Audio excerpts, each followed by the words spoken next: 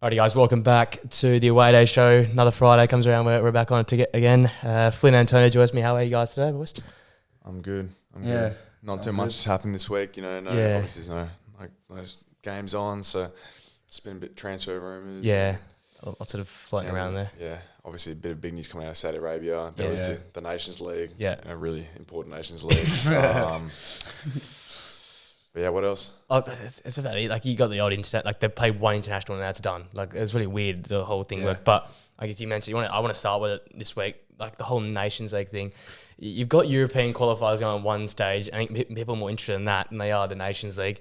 You got a final in the Netherlands between Croatia and Spain. A final no one knows about. Yeah, a 0-0. And the thing about it was a 0-0. I just think, what is the point of just another tournament? You guys are just discrediting the Nations League. But really, I don't know, how many people do we actually reckon watch the Nations League final? If you're not a Spanish or Croatian supporter, someone that's really from that country, are you really going to tune in? Like, I just don't understand the point of it. Like, we talk about the Premier League right a lot. So the first 4 weeks, everyone's up and about for a bit. That stupid break, that 1 or 2 week break, and that's probably to allow. Obviously, there's friendlies in there as well, but that's probably allowed a tournament to be played. These odd games in between, it just ruins the momentum of a league season. It's just weird. It's like these guys. It's also like they play so many games. Like, I saw Rodri was playing in that final. I understand, it's a country final. Yeah. Blah blah blah. But it's like he's just come off a treble-winning season where he's basically played the most minutes in the team of anyone. Probably played more minutes than Edison because he got dropped at one point. Yeah. And it's hard to believe that, coming off this bloody whole Premier League season, Champions League season, he's going into more games, playing Nations League, and it's a full-on schedule for some of these guys. But, I mean, you would touch on the irrelevance of the tournament. Yeah. Like, no one knows what's going on, to be honest. No. I mean, there's a final going on, but at the same time, there's I'm hearing, Martin Tyler and whoever the other commentators are saying, Portugal secured the 3 points. So what's the relevance of the 3 points? If there's a final at the same time. So well, going back to me, I have no idea what's going on. Going back to about 6 months ago, I remember there was a press conference after one of the Nations League game. I think it was Qatar. Yeah. He was talking. Yeah. And he was saying that his players that, like FIFA, actually UEFA, they're just trying to kill the players. They already heard enough players complaining about the schedule, as you were bringing up then. Like, Rodri has played the most minutes at City and then continues to play in the National League final. Yes, we know that's a big final, they say, apparently. Yeah. But, players themselves have came out and said that, they don't want to play in the Nations League, which means it's already discredited at the bottom level, of the players. I just think the insignificance, though, is clear. We had a World Cup final this year. We've had one of the greatest World Cup finals ever this year. And now, at the end of the season, you've got this Nations League final that, don't get me wrong, I guess when you go out there in the field, you want to win it. But there was no build-up to it. I know we're in Australia, it's a bit separate from it, but, why don't you host it where the top of the A group is held? Why is it in Amsterdam? Why is it played in the Netherlands? It makes no sense. I think it's pretty simple, though. It's another tournament like they do every time. Why is there so many different tournaments, even at club level now? Yeah. They bring this tournament and that tournament. Because even though you're saying who tunes into this Nations League final, I don't know. I didn't tune in. People obviously do. They obviously make money. People obviously do. You think about it. We didn't tune in because it's on 2:30 in the morning. Yeah. If that game was on 8 p.m., realistically, would we watch it? Yeah. Whereas, would you watch Croatia versus Spain in some UEFA qualifiers? By calling it a final. By making it some tournament, you're right. It gives me more incentive to want to see who wins it. Correct. Without actually having any historical relevance, at least in my mind. I don't understand the backstory of the Nations League at all. It's only new. It's 2-3 years that's old. What I thought. But that's what I'm saying. Despite there being zero historical, or tradition relevance or anything like that. Yeah. Any bearing on the trophy itself. It's by calling it a final, say we lived in Europe where the time zone actually made sense, you'd be greater incentivized to watch it. Yeah. Well, just as football fans, really. But at the same time, we would probably tune in.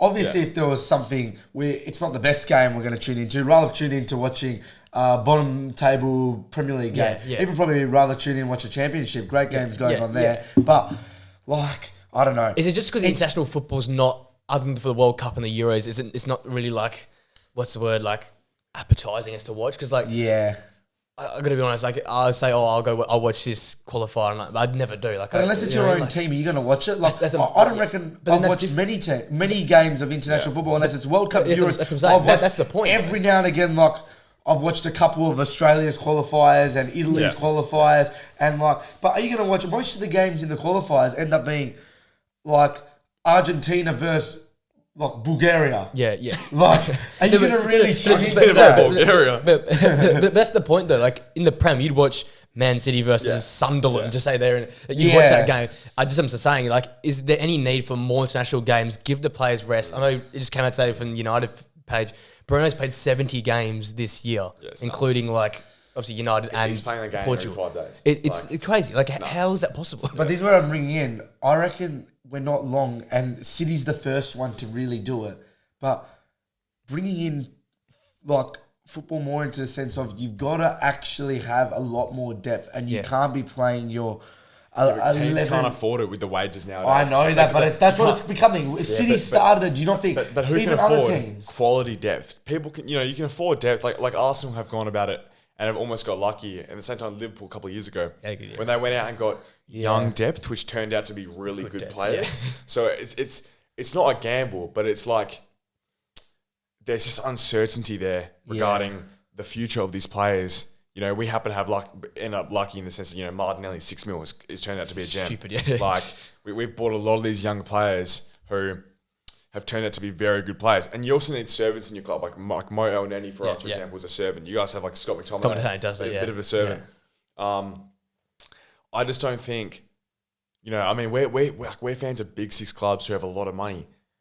And we're talking about struggling for depth. Yeah, but we're probably more talking about... No, but that's what I'm saying. As in, we're clubs with money who are struggling for depth. The Bournemouths of the world. Yeah, imagine like Bournemouth. But I don't know if they need to as much. We're talking about the teams that are playing 3-4 competitions.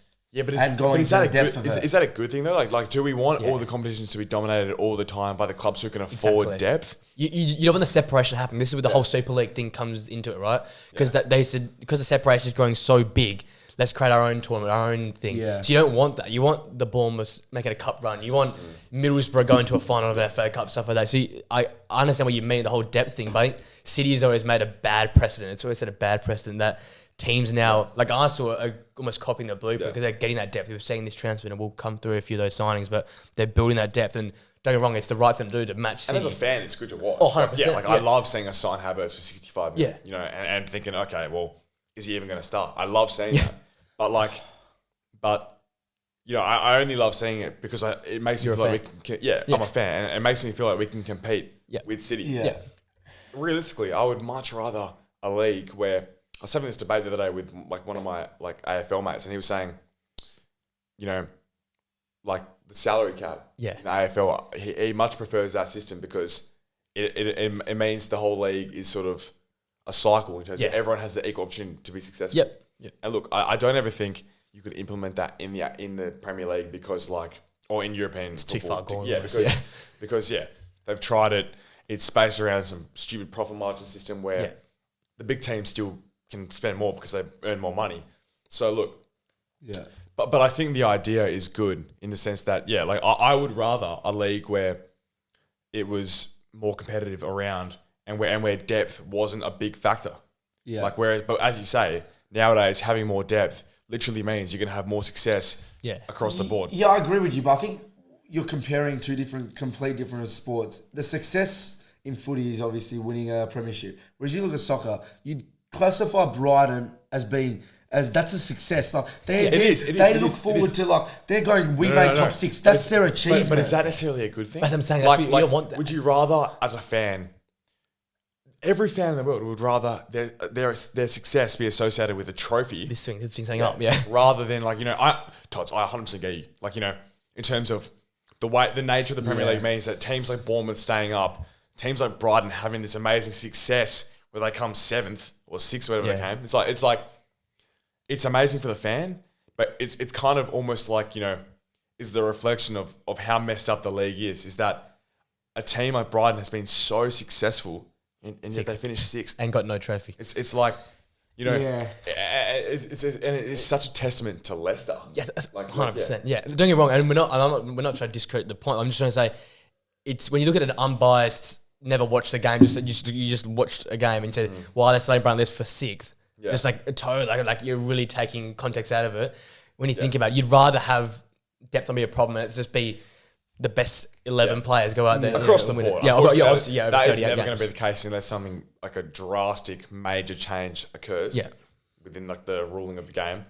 But look, with context, Brighton coming sixth or finishing top 10, or like Brentford, like all these clubs who have had great success in recent years, it makes a lot of sense.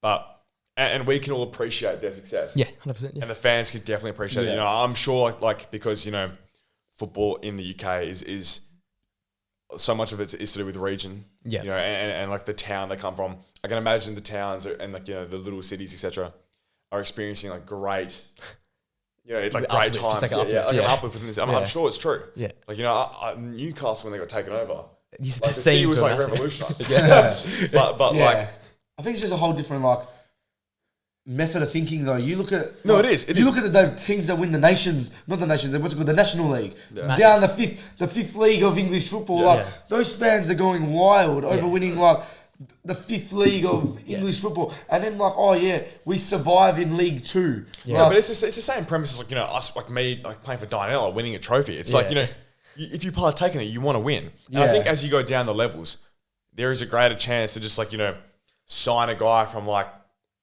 Nottingham Forest, like the city, or like you know what I mean, like signing like some random English bloke who like plays on the weekends, etc. And having a bit of luck and winning trophies at the lower levels. But as you go up, you are capped on your success because of the money. It's just true. And look, we understand that that's the nature of it, and you can still experience success within that, like Brighton, Brentford, etc. Yeah, but it's more about whether we think that's a good thing. I say West Ham. Arguably, if you take the trophy away, that is an awful season for West Ham. But they won a trophy changes it, right? They won a European trophy. I mean, 52 years of Conference League. Going back to the Nations League, is the Conference League not just another Nations League? The Conference League is irrelevant. But that's what I'm saying. But is it not just another Nations League? The thing about it, though, that's what I'm saying. You're a West Ham. You're a Fiorentina. You're these smaller teams. You're an AZ Alkmaar from Netherlands. Yeah. You're not getting a chance because this whole big club, 22 players who play.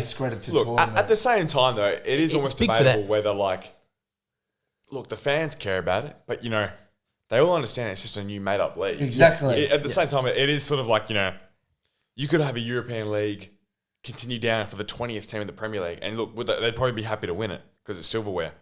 But I think the best thing about winning trophies is the history behind it. Like the FA Cup nowadays only remains a pretty big trophy because historically it's been a massive trophy in England. Yeah. Like in terms of the teams who win it, like you'd much rather win the Prem and the Champions League, obviously. Yeah. But for some apparent reason, the FA Cup is still sort of held with some prestige.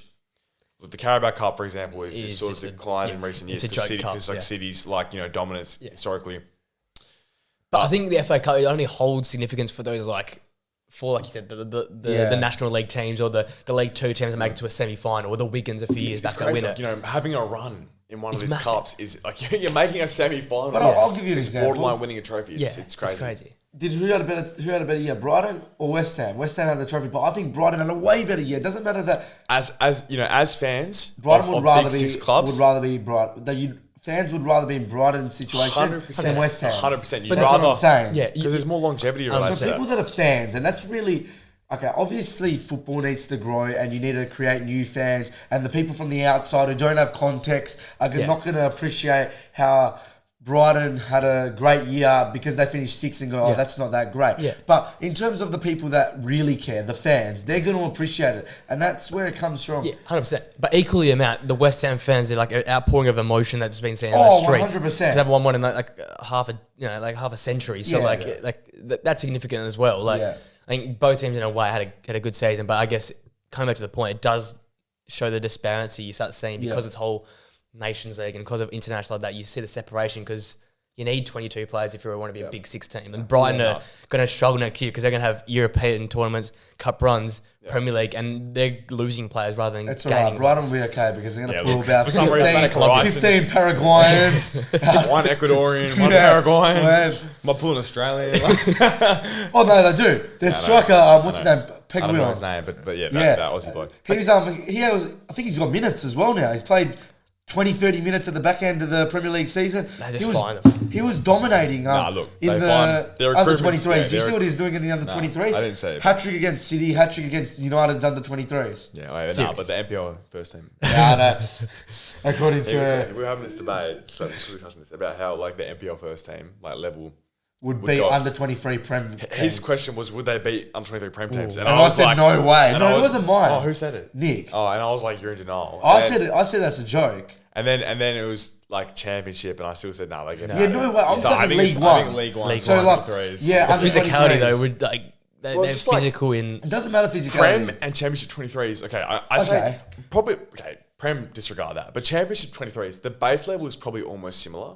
But these Championship 23 teams would produce gems every now and then. Yeah. Like Joe Bellingham, wasn't he in? Yeah, Joe Bellingham. What about even what's now a complete mind blank? But what's the Liverpool player that came from Harvey Elliott? No. Harvey Elliott. Yeah. You're even looking at they produce Blackburn's gems, academy plays in the Premier League under 23. Yeah, because they got quality academy. Different system. So it's a different system. Yeah. So like some Premier League academies are actually in the Championship under 23. Yeah. It's how it all lines up. So. I don't know. I think there was a complete ridiculous statement. It was a stupid little hypothetical, but even the fact that he brought up the Premier League as first, like you got people like Alex Robertson who's playing for Australia that's playing under 23s. And we're talking about people that like can't even. Yeah, I'm not sure where that's come from. That's a very rogue statement. That's a very rogue statement. While we're in international stuff, obviously Euro qualifiers be going on. Ronaldo makes it 200th appearance and marks it with a winning goal in the 89th minute. Yep. I don't know. Touch on my goat. We're big fans, but I love Ronaldo. How impressive is that? That's incredible. Don't compare. Respect both. To be honest, I love Ronaldo. Like as a United supporter, I love him. I just appreciate from a game perspective that I don't personally believe that he's the best. Yeah. He is the GOAT. Like in terms of like players. When all these people that are going, he's not number 2 is ridiculous. Yeah. It's so minuscule, but I just appreciate this is the best way that I say it. And here we go. Ronaldo, what Ronaldo does is excellent because he's more hard work. Not that. He combines the best attributes from every single player into one. Yeah. Whereas Messi does what no one else can possibly do. Yeah. That's the only reason. Whether they're better or not, I don't know, but that's why I appreciate him more because Messi does what's never been seen in football before. 100%. Like a great bicycle kick. Look, Ronaldo's the best player on earth because Messi's out of this world. But you're right. You're right. Like I've forgiven the debate now. I can't argue. Yeah. When he won the World Cup, it was like that goes into another debate though. No, but when Messi won the World Cup, Ballon d'Or debate. For me that was like that's a stupid. I hate this debate. For me, when Messi won the World Cup, that was like that's the end of it. That's the knife. I had to give up on the debate because regardless of the chance of like Argentina is a bigger country in terms of the global soccer sphere. The game Portugal. itself. Yeah, but disregarding that, just in terms of winning the World Cup, it's like unfortunately you're going to be able to have no civil debate with a Messi a Messi GOAT person. Over it because it's like, he won the World Cup. But it's true that, and I like how you always say, and I think it's a valid point for every argument in football. The way that their team was very average, like the Argentinian team was not superstar full. That for me, that final, the great final itself. But to beat France, which is almost like a super team, which on paper, we're not discrediting Argentinians players. They had quality players still. Di Maria, but come on, but. A lot of them are we got their midfield. Messi's body guy. Messi's. Sorry. I don't know about you guys, but that was the best thing to watch. You love that. I love the ball everywhere. When I used to sit on my... so funny. It was like 3 a.m. in the morning when we were watching the games and stuff, and I see the pool running over. Mate, the smile on my face. I've never been more of a happy man in my life. That bloke literally brought me joy. The Paul brought me more joy in the World Cup than Messi did. Yeah, it could. But that's probably more credit to Messi. Like the fact that he can pull not a bad but average side in a World Cup, all the way against the best team, arguably in the World Cup itself. Another better team, which also has a player on his level. Yeah, like Mbappe. Mbappe probably had one of the best World Cup final performances ever. Probably the best. Like, I still think though, and this is where it comes into another argument, and this is my Messi argument. If Mbappe won the World Cup, I think he deserved the Ballon d'Or. Yeah, but I would probably say that. Yeah, but the exact same season in the league. Yeah, the exact same league season. I do think. Yeah, I think Mbappe's final performance. But Messi's World Cup as a whole was better. But like I just think when it mattered, single game, Mbappe like did all he could to. That team was. So do you think he scored 2 goals in 2 minutes? World Cup, Mbappe won the golden ball. Wait, yeah. Yeah? Yeah. Oh, the golden ball. I think you meant the Ballon d'Or. The golden ball in the World Cup. I reckon he should. Do you think he did? 100%. So you think it was... Do you think... But... The winner would have got it. No, but not necessarily. I don't think the winner got it because Mbappe scored 3. If he scored 3 and then he won it... Like, I think if Mbappe did 0 and France won, I think Messi would have still won the ball. Okay, so... Yeah. Oh, no. Oh... But I don't know. Todd, don't get me wrong. A lot of these final awards... like, I don't know, it's not the final award. Why did Messi win in 14 then? Muller should have maybe could have won it. No, but I think it's because Germany back then didn't really have a standout. It was a team. It was a team system though. Germany was so well structured. A few, but like, just in terms of like, so much of the award is unfortunately around the aura of a player. Oh, 100%. But that's why we go back to. I just don't know. That's why I think Messi wins the Ballon d'Or. Okay, so you think Messi shouldn't, but you think he will? Yeah, I think Messi 100% will. Well, if I were betting on it, I'd be like, it's like 90% odds Messi wins it. If I'm a betting man, I'm going Messi. If I was the guy voting for it, I'm going Haaland. Because we understand. I think it's just the way I think about it, but I think we understand the significance of going into the Prem first year and breaking like every record under the sun. Correct. When you're 22 years old or 21 years old. And breaking the Toure curse of winning a treble as well. And Haaland is never going to be able to compete on an international level because he plays for Norway. Him and Odegaard, that's just unfortunate in the World Cup years. But that's just unfortunate. But should the unfortunate situation, discredit his ability to win the best trophies as an individual 100%. Player? As an individual, the Ballon d'Or should be a reflection of your of the best. But when we're going to go back to the Van Dijk thing, I know he didn't win it, but everyone talking about what they did, trophies this, trophies because that. He was the staple in one of the best teams the world's ever seen. That single year. That Liverpool team that year. All I'm going to say though, you say it's unfortunate it's a World Cup year. We've had 2 trebles from Premier League teams ever. Yeah. 99 and 23. Okay. So how is it just unfortunate Messi fell in the second ever treble team from England? Or is it unfortunate Haaland fell in the Messi year for World Cup? So you can say either way, right? Like it's not like it's a one-way argument. Yeah, I know. But as we're going back to, you said that Mbappe might have deserved the Ballon d'Or if he won the World Cup. I think purely because the memory of Mbappe's final would have been so prominent. But that's going against your argument because everyone's argument of why Messi shouldn't win is because he played 8 good games and 8 good games shouldn't define a season. But you're defining it off one good game. I know. But it's also like that one single game. But you're acting like Messi. I know Mbappe had a better final, but you're acting like Messi had a bad final. Oh, no, yeah. No, I don't think Messi had a bad final. If you take away Mbappe, and Messi's final was amazing. It's only that Mbappe was out of this world. Yeah, but Mbappe scored 3 goals? Yeah, Messi scored 2. Yeah, I know. But you know why as well? Because 2 penalties from Mbappe. I'm not saying that volley was exceptional. But I would probably still say that... No, I would definitely still say that Haaland deserves it, even if France had won the World Cup. Okay, but again, going back to your statement there, what did Haaland produce in big finals? But it's the sheer amount. Like I don't think that's the point though. But that's why I'm saying,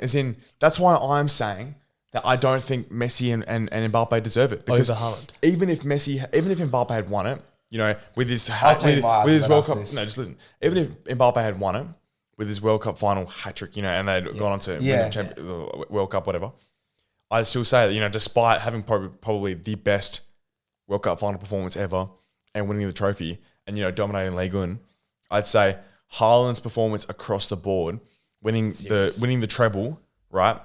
Breaking every goal scoring record under the sun.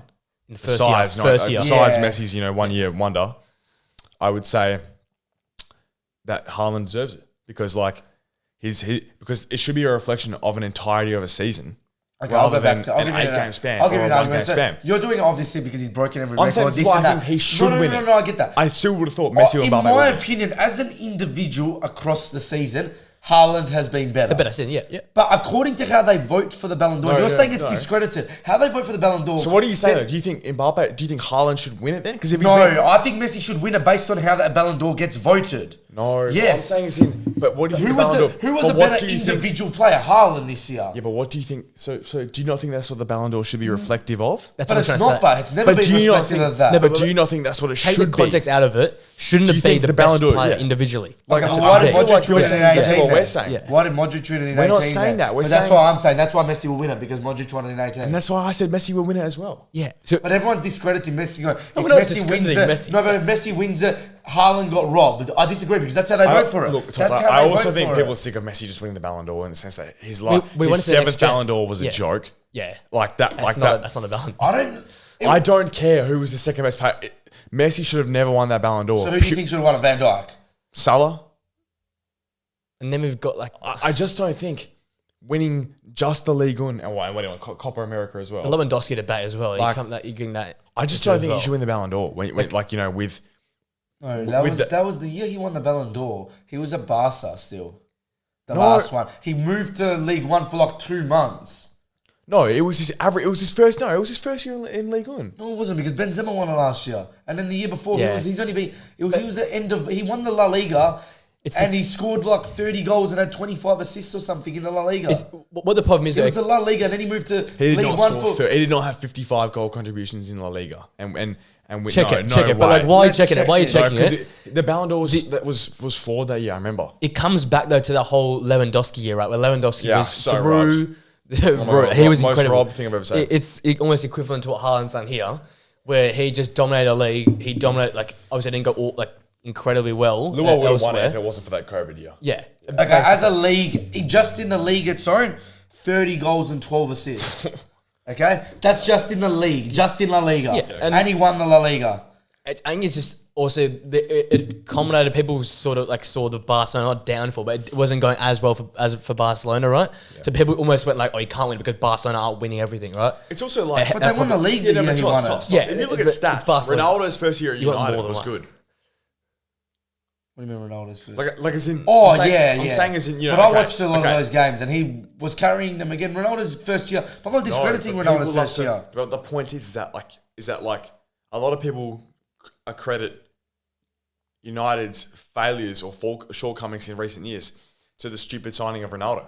In the sense that they hung on to an older player who was ruining the system. I feel like Messi would have had a similar impact at Barca. Oh, I think so as well. Did they win the league that? They won it, yeah. But my point is it's Barcelona, so you expect deep Europe. You expect trophies. I think you're right, but to go on, maybe Salah should have won it, but to go on and say it was a daylight robbery is a joke. No, it wasn't a daylight robbery, but it feels like really knocking on the door hard. That's what I'm saying. Maybe I feel like to compete with Messi and his aura of being Lionel Messi, you have to knock on that door so hard. I disagree, but if Haaland was playing in that year, Haaland would have won it. Or even Benzema's last year. If Benzema was the year before, he should have won it. And then Lewandowski was unlucky. He would have won it, but Lewandowski was winning that Ballon d'Or if it wasn't for that calling it off, which is another daylight robbery. Honestly, do you think Messi would have won that still? No, I don't think he would have won. Yeah, that's what I'm saying. No. So because Haaland's year was so much better. But that's my point. So I'm saying Lewandowski's. What are you going on here? Lewis' year was so much better. Sorry, my bad. But that's my point. Is that to beat Messi at this point in his career, and with the aura associated with Lionel Messi, you just no one's getting more goal contributions than him. So how can but people did though. That year, 100%. I'm certain Haaland had more. He had 47 that year. Haaland? No, Lua. I keep saying Lua. Haaland. Yeah, 47 in what? All comps or just and in Haaland probably did as well. In all comps or in just... No, I think in Bundesliga. He had a nuts year. But then this goes back to the thing. Well. This goes back to the thing. Everyone goes on about how Messi did nothing in the League One this year. Is the Bundesliga... Bundesliga is a worse league at that point in time than La Liga. It's a worse... No. La Liga. La Liga. It's worse than La Liga, but it's more competitive than La Liga, though. It's more it's... Well, the bottom teams are a bit better. Across the board. La Liga is... I don't know. La Liga is really boring to watch. This is what I go on. You guys are bagging... I know League One's a lot worse than Bundesliga, but you guys bagged the League One and act like Messi only did something in the World Cup this year. Yeah, but it's just the whole stigma that... Folarin Balogun came fourth in the goal scoring chart. How do you know? You're yet to see if that guy just didn't have a breakout year. Because I've seen him play. How old is he? He's 20. Yeah, exactly. I saw him play the year before at Arsenal. Yeah. I've seen Nicolas Pepe come from Ligue 1 and like, you know, get absolutely slandered. Okay, I was thinking Timo Werner do it from the Bundesliga. You've seen Haaland do it from the Bundesliga as well. Yeah, but Haaland just... who have you seen do it from La Liga, from Ligue 1 in a good league? Okay, Mbappe's done well in, you know, Champions League, obviously. Bruno Gomes? I'll pay that. Yeah, Bruno's done well. But it's case by case. Yeah, I know. I agree. What about really? Havertz has been probably poor since he's left common knowledge. Bayern. It is common knowledge that Bundesliga is a much better stand than Liga. Liga is a bad league. Liga is a bad league. It is worse. Liga is better than Spain. I reckon Liga is better than Spain. Well, you look at that year.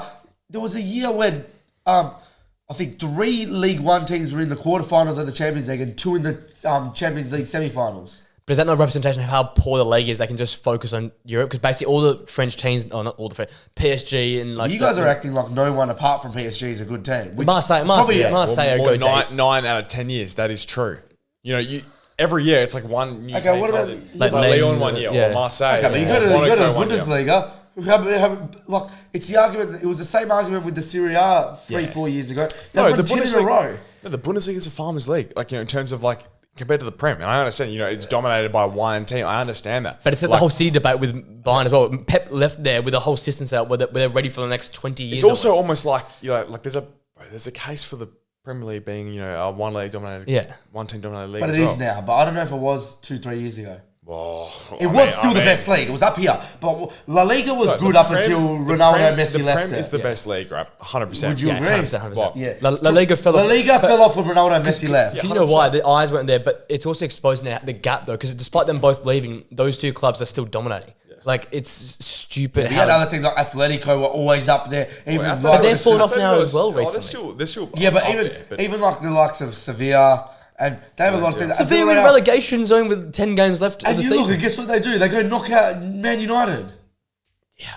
United. That's more like a Man United than Sevilla. I know, but like, I think you're discrediting. I think maybe, like, if you want to discredit the Bundesliga, discredit League One, but to discredit La Liga, still, it's the second best league still. Oh. Well, you reckon Serie A is better? That's the only one you can probably debate. I can put Serie A better. You can't put the Bundesliga better than League One. No, I'm not looking at that far. I don't watch enough of the games in like the leagues, you know, to understand the top end and the bottom end. But just in terms of like players, you know, like the player names associated with the leagues and stuff, I just think that it's probably I think it's clear Prem first and League One bottom. And then I feel like the bottom 3 could rotate. So I just disagree. I'll tell you why I disagree. You look at what are you disagreeing with? That Serie A can even be debated in number 2. No, but I feel like I'm saying it's a rotation of the 3. No, I think La Liga's been there, and it's gonna for the last forever. Okay, if not at one stage, it was number 1. Don't get me wrong. La Liga was number 1 from the 2010s, right? Like the Liga was the best league. By far, I don't know if it was better than the Prem. It was better than the Prem. I don't know. I think it had the biggest names. It had the biggest names. But the football being played across the board to the lowest teams. Premier League was better. The football being played there was nicer to watch. To be fair, put it like this: the best teams, the 2 best teams were in La Liga. In the 2010s, and that's true. I think it was nicer. But then maybe Atletico, but that's about it. I think it was nicer to watch the way they play. Yeah, that doesn't matter. If it's who's the best team to win. Like I'll tell you, there's a lot of teams that aren't very nice to watch. The Prem has always had the best depth. Mourinho's never been nice to watch. No, it hasn't been nice to watch. But guess what? The bloke wins. So it doesn't really matter. They would have beat. I reckon some Spanish teams would have beaten the Mourinho teams. And again, 2010. Yeah, okay. There was more exciting, more quality in Spain that. And head and shoulders than it is now. Not because of Messi and Ronaldo, not because of those two, just because the league as a whole has dropped off a bit. But I think that's just like you see teams in the La Liga, and it might actually be like it's a bit of a detriment to the league, I reckon. But you see teams in the La Liga, they come up they get promoted, and straight away they're coming in. And they're playing expansive football. Everyone there wants to play like the Barcelona tiki-taka. Where you see that in the Prem, like the teams come up. Though. Yeah, Fulham came up and played exactly what you're saying. Yeah, I know, but it's very rare. What? It's one very of the rare. 3 teams that came up, rare. Well, every team that does in La Liga. How many? If you got every single year. Brentford the year before did it. Rare. Yeah, Bournemouth after Gary O'Neill took over was structured, but how expensive? They weren't expensive, but they'll set up well. Yeah, but I reckon the other way, they'll more impress anything. Are they playing in Man City's half? Like, we're talking about teams like Rayo Vallecano playing in Barcelona's half. Yeah, that's not what happens. It does, though. When they got the ball, Tots, that's not what happens, man. Barca have like 80% possession. Even if you watch the 3-minute highlights, you see how much Madrid and Barca keep other teams sitting in their half. We're talking about the 2010s. Yeah, but okay, I guess your point stands, but I think that sort of helps me out. I think the football that's played that's better at that point in time. At that point in time, I think the drop off now is bigger than you think. No, the drop off. But I don't think it's that the La Liga is the number 2 still. I think it's just the Premier League has kept going up and up. I can Serie A it might be ahead of. I only think you think this because there's more teams compete. There's like probably 6-7 teams. Serie A's ahead of what? Better than La Liga. Oh yeah. No, I only think you believe that though because there's 7 teams fighting for it. Do you think La Liga's better than Serie A? Yeah, 100%. At the moment. Yeah, 100%. Oh, that's crazy. I think the last. No, I don't think so. I'll tell you why I think that. No, you look at. I think it wasn't this year, but the year before, where AC Milan were won the league. I just think United knocked them off, and United that was the worst United team in 40 years. I don't think. If we verse Barcelona with that United team, or we verse Real Madrid, or we verse even Atletico, Sevilla, we didn't. We lost to Villarreal. I don't know how you say Serie A is in the second best. Look at their European success. They knock off Premier League teams better than Serie A knocks off Premier League teams. Yeah, but you know why? Spanish teams have the number in Premier League game every single time they do. I just think across the board, like Roma in the Conference League final, you had the Milan derby in the fucking semis. My bad. In the semis, like across the board, these and then Napoli won. Okay, you look at Roma. It's like you just name 4 teams. Who won the Europa League? I know Roma got dogged. But they got the whole Inter had a better. It goes back to aura, bro. Like it's Sevilla and the aura of the Europa League. So I know, but Sevilla won it over Roma, and Sevilla's lower on the ladder. Fiorentina in I just think at the moment, at the current time, you can't. Serie A is a better level. Yeah, maybe the bottom. Maybe going back to your thing, like they've got more depth in teams. That's what I'm saying. Yeah, I think it's Prem League, and I think the bottom. You can't say Real Madrid and Barcelona wouldn't come both of them in 2 years ago, Bayern were the best team in the world, and everyone was frightened of Bayern. You would have probably said they're probably second. Now at the moment, it's just a rotation. It's a rotation thing because I think these 3 middle ones are so close. I think the Liga's on the way out. Bundesliga is I think outright 4. Well, Bundesliga is ranked second by the global. That has looked at like the global ranking system. Yeah, okay, but so it's it really and championships ranked 6. But championships ranked 6. But it is though. Championships ranked 11th. Well, one of them I saw the championship. I'd argue that championship. Good though, fucking it's a good league. I checked this the other day. Championship is ranked 11th. Eredivisie is ranked 7th or 6th. I saw one. I don't know when I saw it, but it was like the Champions League, the best league outside the top 5 league. Yeah, okay. It was like some stat that the Championship was the best league outside the top 5. That makes sense though. That makes sense. I wouldn't even be surprised. I'm not surprised. Look at the Leicester team that went down.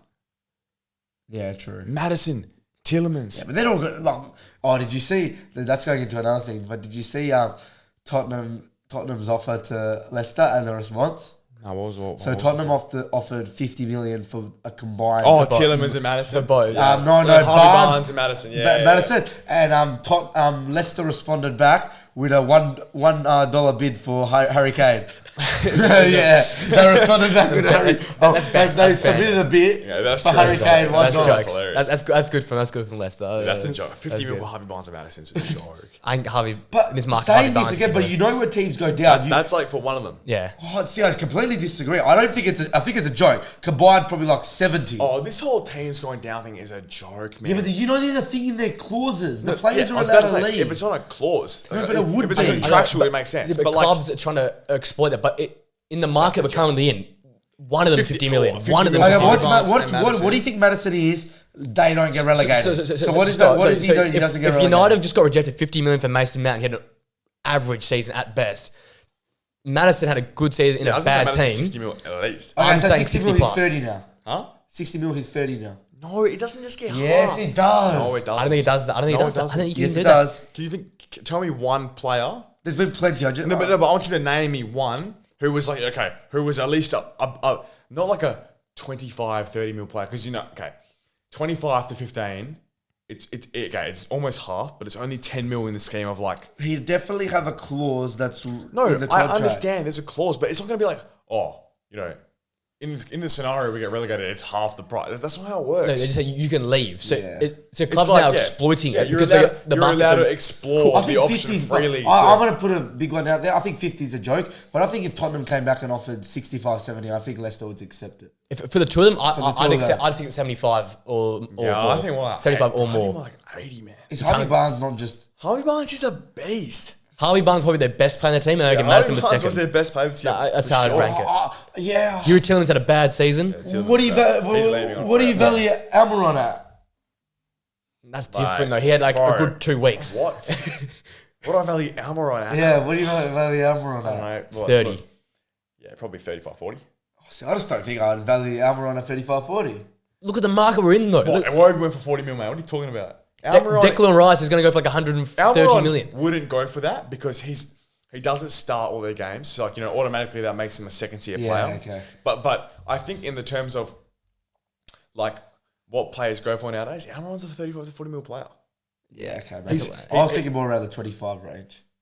Oh, I think if you said to a lot of clubs you can get Almiron for 25 mil. Okay, I think every other 19 Premier League clubs take it. I know he requested to leave, but we look at a player that's a lot better. I think Trossard, you got him for 20 mil. That's Arsenal just doing good deals and Brighton just have to get him off the books. We got him for 27 mil, and that's to do with a bunch of things. That was context as well. That was context. Saying, Haaland went for 40 mil. Obviously, he wasn't worth 40 mil, but due to his contract, release clause, yeah, like obviously, I know, but like you have to across the board. Most players go for more than they should do. And then you have certain scenarios where contracts come into play and they go for under. Like, you know this. I know you know this. But I know. You know what is rare, though? Are you saying that? When do you get someone for their value? You're totally right. Because now it's either you have to blow 20 above their value or you're going like 30 below because of the contract release clause or because of they're forcing out or they've lost their dressing or the manager can't have. You never buy a Prem player for their value. You would never buy a Prem player for their true value. Yeah. Because there is literally like a Premier League inflation where it's like probably 20%. Yeah, I do know something like that, yeah. Like, Declan Rice, probably way more than English and Premier League. So he's probably like 30, 40%. Honestly, and he won a trophy, so now it's even more. Because I mean, like, look. Do you think you're getting Declan Rice or do you reckon he's going to City? Do you want to talk about that now? You want to talk about that now? Yeah, I don't know if he's like if City. I don't know if City will buy him. So the thing is, I feel like if City buy him, but there could be I definitely think City buy him. Like Calvin Phillips is straight swap, not straight swap, but Calvin Phillips some money for Rice. I've only been here 12 months. I've got to fight for my place. Fight for my place, yeah. Let's be realistic here. Obviously, he's not going to play. Well, obviously not. But but they bought Calvin Phillips for 70 mil. Well, on your theory, you're saying that when Declan Rice comes straight in, he's gonna go straight into the starting lineup. I reckon he was. I reckon he does. My point is, I don't think he will. 100, bro. That's Gundogan. They spent 120 million on Declan Rice. Yeah, to be honest, Gundogan's gone. We've just offered. So both City and us have offered 90 now. But apparently City's was a better structure, like over 2 installments, and the add-ons was more achievable. Yeah. My point is that like. I don't think he's going to go for 90 mil anyway. I think it's minimum probably 105, 110. I reckon you look at 120. City aren't maybe 120. Yeah. City are not going to spend 105, 110, even though they got more money than us. They're smart with their money. They're not going to do that on a player. They already have 2 players who can play that position. I think they're planning to get rid of Calvin Phillips. Well, I don't know what makes you say that. He was injured for half the year. Pepper wanted to do well. You look at the Pep effect. They kept Grealish's first year. He did nothing. Well, I don't think it's necessarily that Calvin Phillips did bad or anything. I think it's just the game time. Whereas Grealish was getting game time in his first year. He was injured half the year. Yeah, okay. What do you mean Calvin Phillips? He was injured half the year. He just played for England. He scored. What could be the determining factor though? He's obviously Rice wants to go to Arsenal. Like that's been said. That's been openly honest said. Well, Fabrizio said it, so it must be true. Rice said he wanted to play for Ireland as well. So I wouldn't go too much into this context. In this argument, like I can see it just forcing the price up. I can see it just literally just playing Arsenal because Arsenal obviously want him and obviously probably need him. How old is Declan Rice? 24. 25. I don't know. To me, I thought he was still like 22, 23. But he's not there. I know he's not. I just thought that. No, I think he might be 24. He's just one of those players that you still think is so young. But if you're City, right? 24 for a DM is very young. But you know what I mean by I say, like, he's one of those players that I feel like yesterday he was still just starting up. 24 this year, so he's already turned 24. But if you're City, I think it's smart just to keep pushing up, because if you get him, you get him, right? You get a great midfielder. If you don't, you're pushing your biggest rival right now. It's Arsenal and City. Yeah. At the moment, it looks the way Arsenal are spending this transfer window, they're building for another push at it. You push it higher, you make them spend more. It's a win-win basically for City. You've got the money there. You've forced something else out of your rival. It's like, I don't think it's a dumb at all. I definitely agree. I definitely agree. But Arsenal, I reckon it's a big move for Arsenal to get. Like, if you get that midfield is serious. In terms of the impact it has on either team, it's like, okay, it's similar to, like, you know, when City signed Jack Grealish for 100 million. It's like, okay, that gets so slanted for one, because it's like, do you need to spend 100 million on Jack Grealish? Yeah. If we sign Declan Rice compared to City signing Declan Rice, like the effect on the clubs is like 10 times different almost. You know, Declan Rice genuinely, I feel, makes us a title contender. I genuinely believe that. Well, your midfield is going to be your team in general, let alone your midfield. And the other thing, midfield, Havertz, if you can somehow work a way to play Havertz, Odegaard, and Rice in that midfield. Apparently they want to play Havertz in like the Xhaka role. So dropping him but I don't think most people understand what the Xhaka role was more year. Edge of the box, like, rather than was it Xhaka scored defensive 10 box. goals this year. Yeah. No, I understand that, but in terms of it's a bit like, I know it's a complete different thing, but it's a bit like when United used to play against the, like, basically not the top six. United would always play Eriksen, because Eriksen was never really defensive minded. He couldn't defend his own. Like, whereas when we versed like City and you guys, Fred, we would go Fred. Yeah, because like it's a different type of thing. You're going to be attacking the whole game, really. So you need more creative players. You look at Havertz, so in front of goals it didn't work, but with the ball at his feet, he's a skilled player, right? 100%. So what's the loss in dropping him back and trying that to try and 100%. most creative midfield as possible? I think it makes actually a heap of sense. Like, but do you think in terms of play him against like the cities? Well, this is what I'm getting at. As in, middle three. I always think the biggest issue with Partey was that sometimes, like, you know, he has his off days where he just loses the ball in the pivot, etc. And I think the reason why we needed a sort of defensive, like, minded player in Xhaka next to him was just try and cover for some of his, like, frailties in defense. Whereas I think Declan Rice, you just have so much more confidence in him being that single pivot where you can have Havertz next to him, because Odegaard runs back. You know, he tracks back and defend. Where you can have Havertz, who, like, you know, has played a little bit higher up, but started his career as sort of a centre mid cam. Yeah. Like, you know, he was deeper than what he is now. Yeah, like a lot deeper than what he is now. Like, you can have that player who's going to score goals out of your midfield and make your attack a 5-man attack every time. Like, I mean, look, so don't get me wrong. I think it is a little bit, because obviously Arteta likes attacking wing backs as well. So I'm not sure. He might get a bit claustrophobic. Well, I'm not sure how many people are going to stay back, because you also you don't want to spend 120 mil on Declan Rice just to be a DM. Yeah, and he's more talented than that. He's way more talented. So you might do a bit like what City's done, in the sense that you probably get, like you've already done, get Zinchenko to tuck in the midfield. Play three at the back. What I'm trying to say is that, instead of Zinchenko's like your, like, City Stones. Yeah, but Zinchenko isn't good enough to. That's my point. He's not. If we sign Havertz, this is the only, like, my only downfall with what I'm thinking might happen. Look, I think realistically we sign Havertz to play a false 9. I think that's realistically what we do. Oh, really? So you don't think he will play?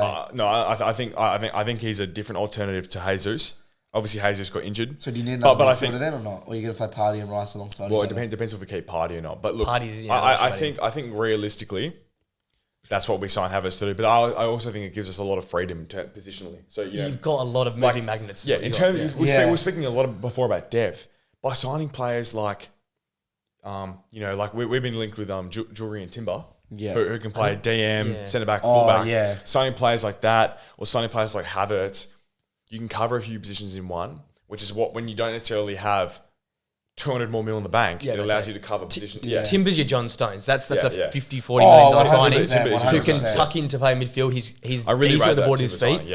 Like, him and Martinez are similar in the way they're good with their feet. They're multifaceted players. Timber's a bit bigger too. Yeah, and I think that can help with the whole thing you're saying with the tuck in the foot. So play him at left back, tuck him in. Yeah. And Declan Rice, I think everyone keeps saying he's a DM, but he he can play a box. He's become a box to box a lot more for England now. He's starting to carry the ball. His attacking output has improved so much, which I think if you it'd be a shame just to use him. 120 mil on him, you're not getting the money out of him. Whereas if you sign, if you were just signing a DM to be like a single pivot beast, you'd go to Fulham and get Paulinho for 7 mil. Yeah. Like that's what you do. Yeah. I know we're linked with Romeo Lavia, who's a bit more of a single pivot. But saying that, why can't Zinchenko, why can't you do similar to what City does and play Rice next to Zinchenko and let Havertz basically plays that second striker? I think that's maybe what we would do in attack, but it's like, well, I think we're looking to get a new right back, which I'm not sure because you know why though, because it's your depth. Then you can have Ben White sweeping across the couple in the back. But maybe if we're getting Timber, then I don't know if we're going to do the Ben White. Okay, so if we do get Timber, then I assume Ben White just stays starting as a fullback. But is Ben White really okay? I know he had a great year, but is he one of those ones? Is he really a long-term right back? But hasn't failed so far. I mean, how can you say he's not? He had such a good. It's like the whole damn Burn thing. He was so slept on this year, Ben White, in terms of it's because there's already 3 English right backs who dominate the conversation. Ben White had a great year, man. His biggest downfall at Southie was that he had a pretty low attacking output. But he was scoring and assisting in every second game at the end of the year. He was. And with a midfield in front of him now that could be that talented, you don't need to worry about his output. I think the point that I was trying to make is he's not talked about, and that's probably a good thing. Yeah. The fact that he's not talked about at all, it doesn't have to be good or bad. But he was so cemented in the team. He was just there. He was always there. He was not spoken about. But it's like Rodri. Rodri gets spoken about a little bit more recently. But for his first 2 or 3 years at the club, not talked about. He played 90 minutes every week and was never spoken about. I know. That's a good thing. Same as Manuel Akanji. Akanji, obviously they have a lot of fullbacks here, so they rotate them through. But I mean, he was so solid this year when he played, and just played a very similar role to Ben White as a defensive fullback who rotated into a bit of a 3 when they were attacking, allowing the other fullback to push up. He was really solid this year, Akanji. I think Ben White plays a very similar role.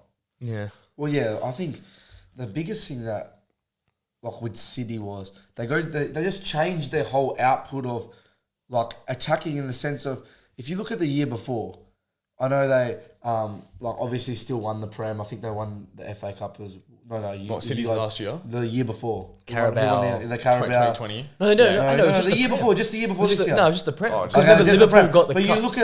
You look at their output in terms of their fullbacks. They had those real different types of fullbacks. So they had the Cancelo, Walker. I know Walker still was there this year, but Cancelo and Walker, who were really basically playing as wingers. Yeah. Now they've gone. Walker didn't play in the final of the Champions League, so they're playing basically 4 centre backs across their thing. So that's changed their whole output. They have changed their model a lot. Yeah. But that's to keep ahead of Arsenal. That's to keep ahead of Arsenal. Yeah, before they had those things where more like what you guys were doing, where the fullbacks were tucking into midfield and stuff. Now they're not so much. Now they're playing the 2 left and right back are playing centre back and letting Stones go into midfield. It's changed it a bit. Or if Stones doesn't start, then it's the 2 fullbacks just play as not inverted, but they just kind of play a little bit higher, and they're always that outlet pass. It's a left mid and right mid rather than left wing and right wing. They're there. Instead of being inverted or really high up. Now it's it's the left or right one, depending upon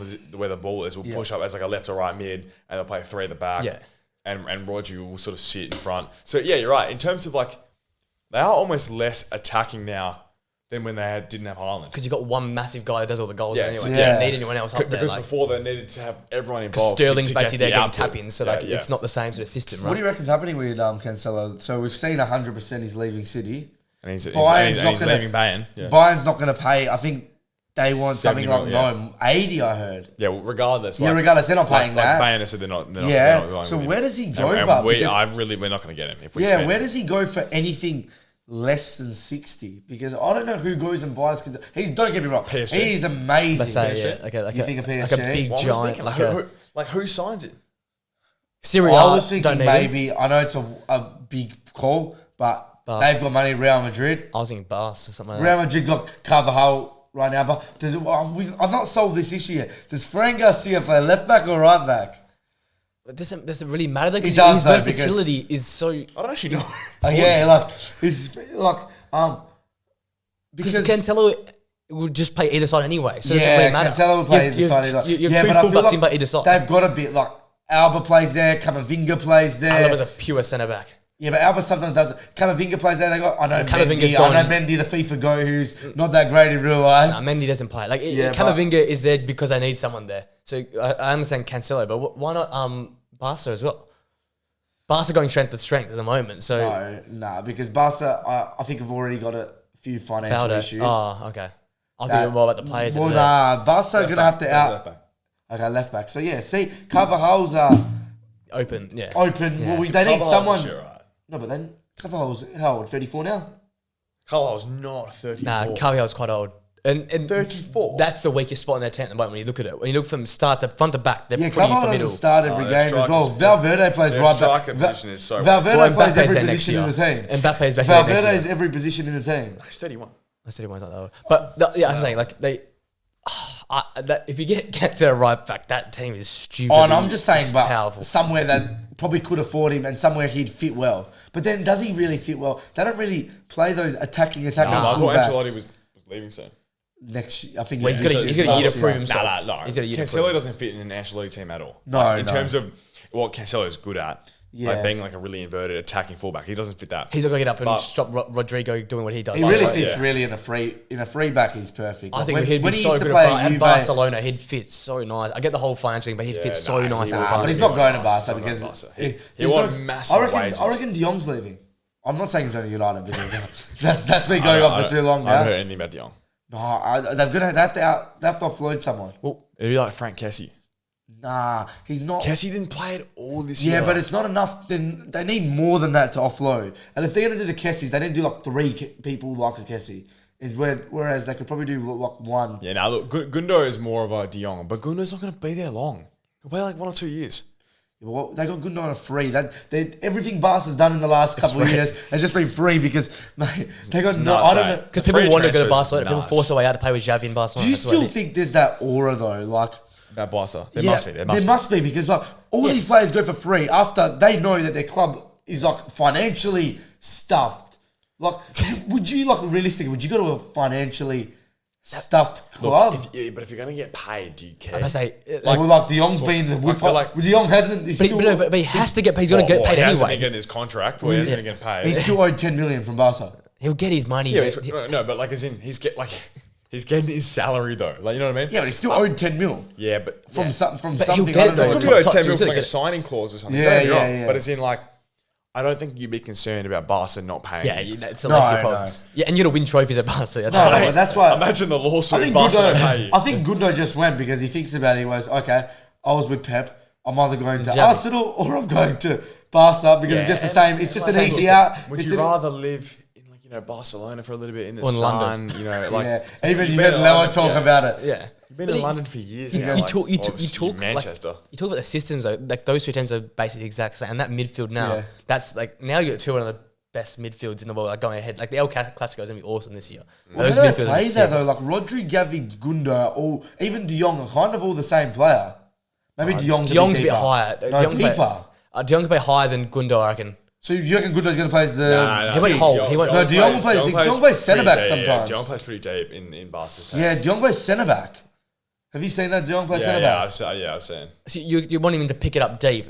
Well, he's playing centre-back and he's played 6. They were playing a lot... Gundo will play on the left as like a left centre mid. Left centre mid, yeah. And then De Jong will play like sort of like a deep right centre mid, and then they'll play like Gavi or Pedri. Pedri have to play... See, what I reckon is, they'll play Pedri and play Gavi off the left. They do like remember when left wing? No, they've been doing that a little bit already this year. They're playing Busquets, De Jong, Pedri, and Gavi on the left. Do you remember how they used to play Iniesta back in the day? Yeah. That's where he obviously got it from, Xavi. Yeah. They used even with Spain's teams. Iniesta used to play left. Yeah, because they couldn't fit the ball in the midfield. It wasn't really left. It was like he'd tuck in for the. He's a 10, just a wide 10. You look at Spain. They won a World Cup with one attacker. And there was that's it. One attacker. They won a World Cup. They played in the midfield. Iniesta, Xavi, Fabregas, Alonso, and Busquets. Yeah.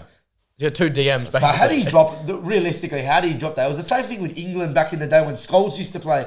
Yeah, but they did used to sometimes play 2 though.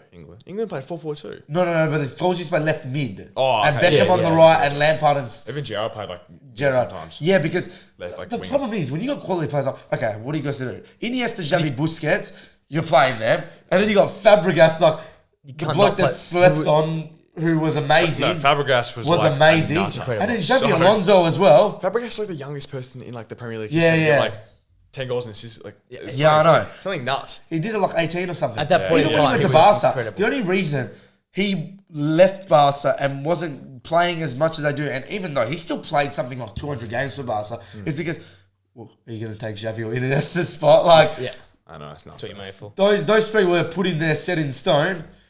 Man, that Spain era was nuts. Yeah, that's the 2010, the early 2000s I'm talking about.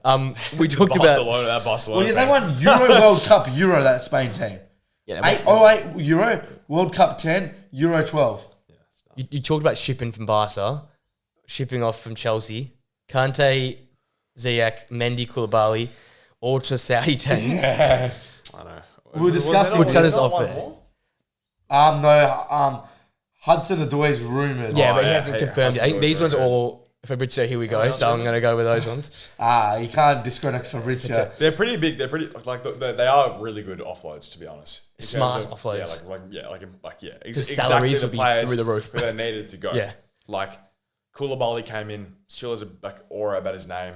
Was horrible this year. Go Mendy did his thing for 1 year, but like realistically, he's not a great keeper. Yeah, got rid of him. Ziyech had to go. Kante, injury prone, massive name though. Go like it all makes, and they're all, as I said, all on massive wages. The Ziyech one, I think, is a big loss because I think he's a handy player. Obviously, probably didn't work in their system. Yeah. But the older memes are the Ziyech to Ronaldo. Now that's gonna be quite a duo there in Saudi. Oh, yeah. Is he he's gone to Al Nassr. There's a lot of other players have gone as well, like Neres and stuff. But I think a lot of people are really skeptical currently with the Chelsea thing. We were discussing this before about like, is what they're doing like they've gone and like spent 600 million in January. Now they're probably going to go. Didn't have a way through financial fair play to spend money. Yeah. And now they're going to go offload. And I think something like I heard they're getting between 150 and 250 million. Probably for all these through players. salaries because I don't think they're getting a lot. They're not all being sold, right? Every single one's being sold apart from Kante. I'm sure. I thought Kante was being sold. Yeah, I'm sure. That not on a free. Yeah. Oh yeah, so I mean, a lot of it's all the salaries, right? All the salaries. Yeah, but they're getting no, they're doing you saw Neres for 55 mil. They're doing stuff like that. Koulibaly's going for like 45 or 50. No, they're going for a lot. They're going for a lot. It was something between 150 and 250 because that's what you were looking at. They weren't going to be able to spend that much this year. Because of what they did in January, because of financial fair play. Now they can though. Now they can because of that. Nuts. So like, and they were saying like, they're saying is this fair? Like, realistically, apart from Saudi, was anyone going to give them between 150 and 250 for those? Obviously not. And so take the wages. That's where a lot of people are skeptical. But the problem is whether they've done something right or wrong or legally, illegally. I think it's irrelevant because Saudi Arabia have gone and it's not just they've gone and offloaded players from Chelsea. Yeah. They've gone to other clubs as well. So how can you look at this when they've gone Chelsea, to other clubs? like everyone knows Chelsea were the perfect club for them to approach. Like who else has that many names on their list that are just dead weight at that washed age? Honestly, no one does. Okay, Barca have a few. Like, I could see like a Kessie going. Yeah. I can see a few Barca players going there's a couple clubs around, but Chelsea, perfect. Despite there's all these links with Todd Bowley and the board on whatever the PIF is, whatever's going on there, they were objectively the prime club to approach. 100%. Because obviously they're in their own financial hardship now, where they have to sell players, so they're obviously going to let them go. The players want to leave, I'm sure, because they're not no success. Yeah. They get paid a lot. So I mean, look, despite all the sport washing, correlations and blah, blah, blah. Regardless of all that, Chelsea to players to go to Saudi Arabia makes total sense. It's a win for every side. So Saudi getting more players. Now we talked a bit about it last week. Now this league's coming very watchable all of a sudden because there's some actual quality players around. But it's all about 4 teams still. No. Like, look, it's still gonna be watchable. The whole thing, the whole thing still baffles me a lot. I have no idea what the long term approach is for this league because these guys are going to run out of money eventually. Like, look, it's not in the near future. But in terms of the long term future for this league, because I'm not sure what it is. Like, Live Golf was a prime example to me of what Saudis want to do. They formed their golf league, stole a bunch of the PGA players, got them across, and then got them across. Was there for 1 year, and then the PGA and Live merged. So now Saudi Arabia has a constant income stream coming from the PGA, revenue. Yeah. That makes total sense. The Saudi league isn't going to combine with one of the the Champions League as a Saudi. That is not going to happen. I mean, maybe the end goal is they get one team in the Champions League. Maybe that's the end goal. Because the Asian champions are already there. That's a problem. And they have, I know. But that's not the European Champions League. Maybe the PIF has one, they make one stacked team in the Saudi Pro League. But in terms of the long-term goal for the league, I have no idea. The long term will be not clear. Yeah. But as far as I'm concerned, I'm watching Al Hilal versus Al Nassr because some serious players playing. What they stream it on? What are they streaming on? Watch this? I'm going to find it out because there's some good games to watch. I can imagine the streaming rights for this league are going to be a lot now. I can imagine a Paramount Plus or a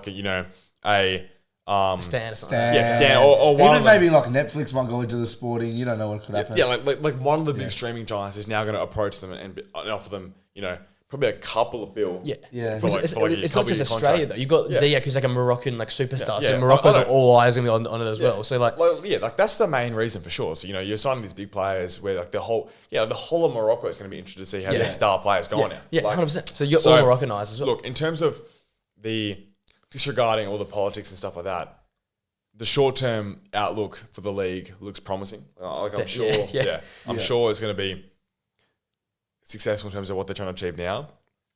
I just struggle to see what the long-term implementation of the league is. It's and that's always going to be a problem, because you're bringing it last time about the whole development and the young program. Yeah. And that makes sense. But you think grassroots is where it has to come from? Yeah, but I guess if you've got the stars there playing, going down to the grassroots and doing all the signature days and showing face, you're going to get more. Do you reckon that happens in Saudi Arabia though?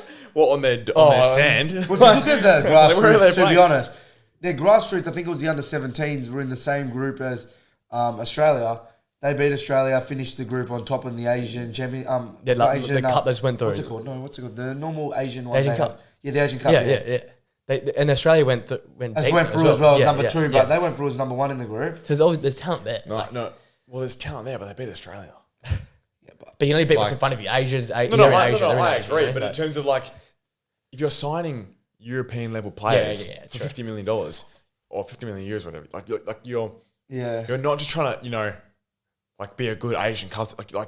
The end goal must to try and be in the Champions League. It has to be because Asian soccer is reasonably big, I'm sure, but the money is all in Europe.